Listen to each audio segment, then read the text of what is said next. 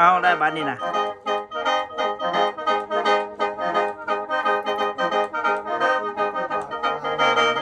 แก่จนเจ้าทันแก่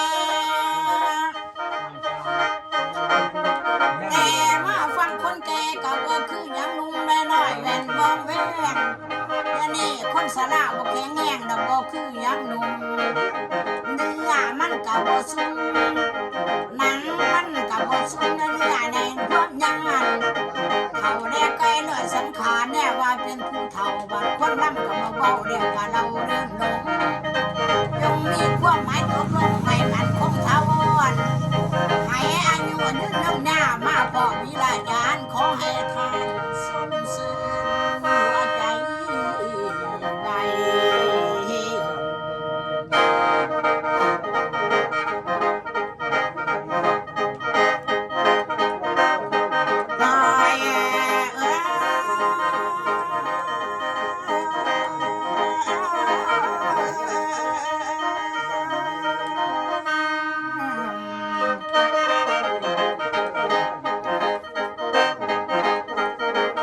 สาธุพ่อได้เห็นไม่กินง่ายแต่วันไว้เสียแสงมานอนลูกนอนอยากได้ไว้ขึ้นมานอนในความมันยังสอนกระน้อยยังพิจารณาเจในแนวทางนั้นคือได้หลายอย่างบางเบิ่งแนวคิดเดียวกลัวเดี๋ยวดีเมื่อมาส่วนมื้อนี้เขาพูดต้องตอนหาเท่าโทษผู้หัวเดือนนี้คงกันขาป้องวันมาแล้วสุว่าว่าใจของทานขันน้ำลายทาแล้วขน้อยวันไหวสุทีแต่เมื่อเดียตั้งดูพี่ได้มาอยู่เรือนหอขอกายกันเป็นสายอย่าได้ยังรอได้เบิ่งทางน้องขึ้นหน้าไปมาเที่ยวทองของพี่น้องเห็นแนวร้อนเมื่อสุว่าว่าเบิ่งมีฟังเกี่ยวเกืออุอาขันไหลน้ำใจดังใครนิ่มผู้ช่วยว่าเดี๋ยวไม่ห้องหวงตัวออกลงมาจากที่ดินแดนบ้านบอนแม่นมันเกี่ยวเกือได้ดีเห็นบอกว่าตรงวันเขาวันบางอัดสงสารวันที่แม่นสร้างสรรค์ก่อนหาเดี๋ยวนี้วันไกลไกลพี่น้องบ้านใหม่มาคบยกวิสาการนี้อันดับฟังเพื่อนพ่อคนโอ้ยว่าท่านเคยเห็นแล้วแต่เกิดจังสิหาเวลาได้เข้าคืนลืมยังคงแก่หน้าเดี๋ยวดีบ่เห็นบ้านเมืองเจริญแนวไว้มาในง่ายทางสะดวกดีเดือดใจเดี๋ยวนี้เดี๋ยวท่องเที่ยวแต่ว่าสิไปทางหน้าบ่มีค่าเครื่องหอดไปมากับบ่มีอยู่หน้าแขนก็หมายบ่มีทางเน้นไปทางหน้า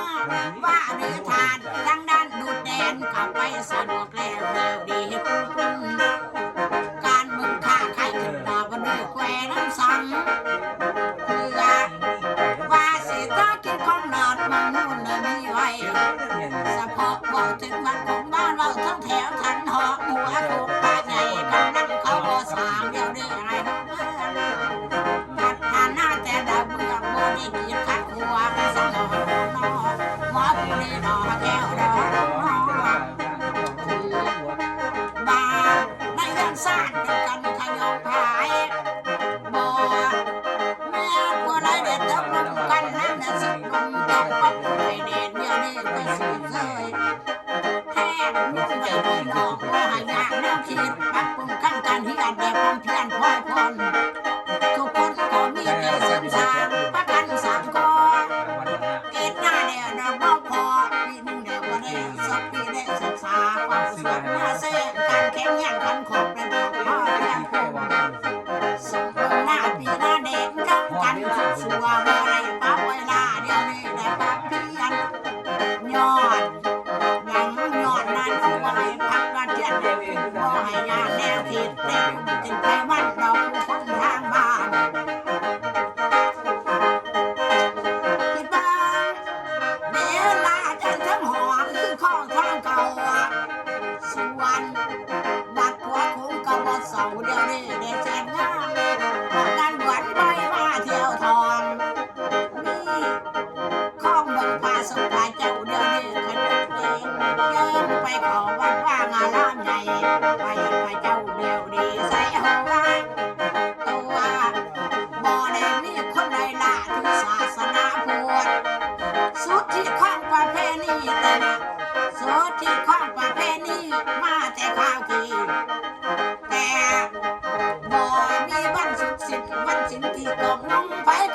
นเขาดี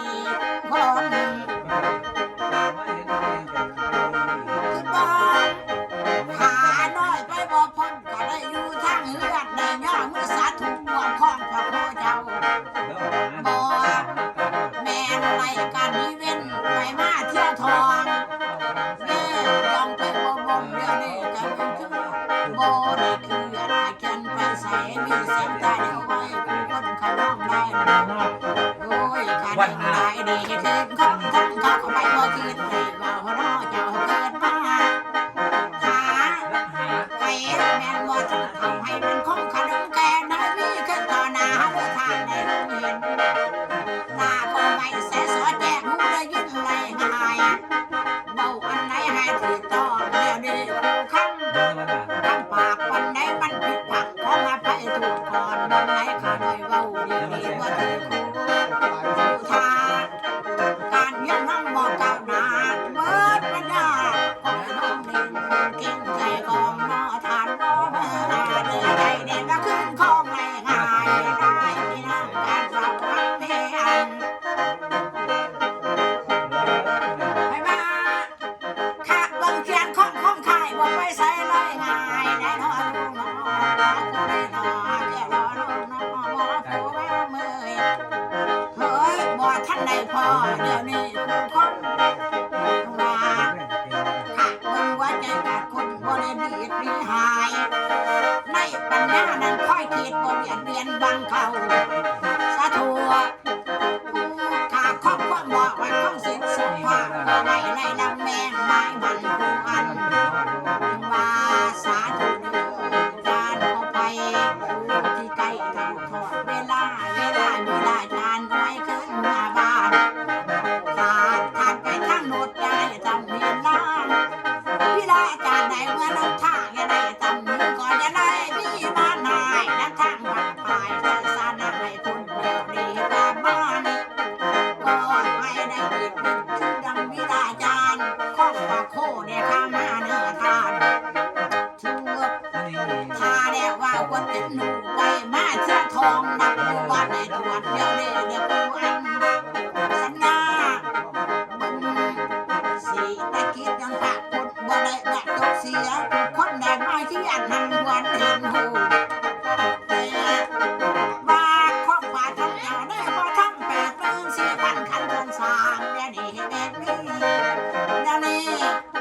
ข้อฝ่าทำว่าท่านเสาไปมาบ่ไรหายโอ้ยไปมาก็ได้ง่ายบ่ไรป้าไปลาเดี๋ยวนี้กูแนวรู้ว่าสมเด็จสาก็เอิ้นว่าทุกทีมีหน้าตากูแนวน้ำคนบ่ได้ว่าปฏิคุณบ่ไม้กองลำทั้งพระเจ้าเดียวนี้รักถือก็ให้ไล่ให้พุ่งบ่ได้จากไปใส่ถือเอาเป็นบทที่อันลูกหลานเดินนอนคำค่อยที่ถ่ายไปมาเกิดไม่ขอให้เจ้านั้นโหอย่าได้แนว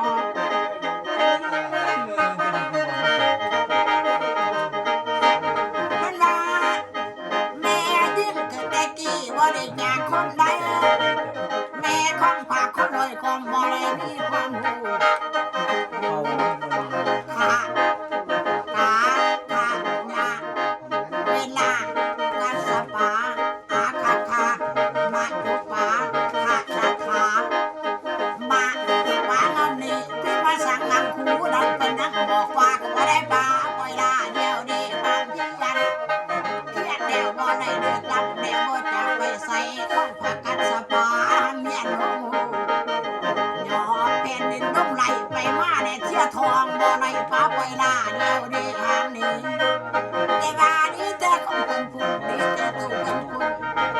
ยังเบาเอามาได้ลูกใส่นกคู่มือถือไว้ให้คุณงาม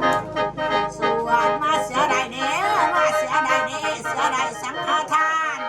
เสียดายแต่การได้หัวเป็นเดียวเสียดายข้าวยังนมบ่ได้ไปแค่คุ้มสั่งเพียงแค่สักคำบอก